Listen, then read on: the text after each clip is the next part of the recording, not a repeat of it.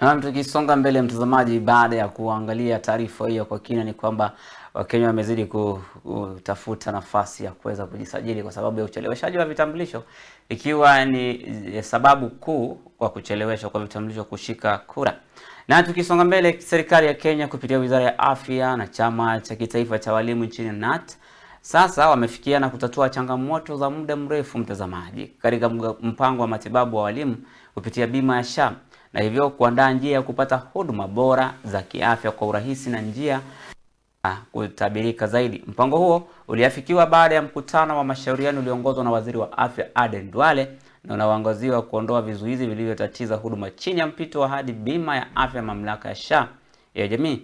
Katika makubaliano hayo mtazamaji, kuna sera ya malipo ya pamoja, ikimaanisha kuwa walimu hawatahitajika tena kulipa wanapotafuta matibabu katika vituo vilivyoidhinishwa.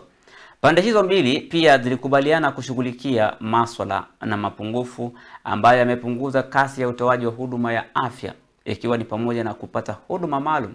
Majadiliano hayo mtazamaji pia yaligusia vipengee kama vile matibabu ya ng'ambo, huduma za IVF na usaidizi wa hali ya magonjwa sugu za kiafya humo nchini.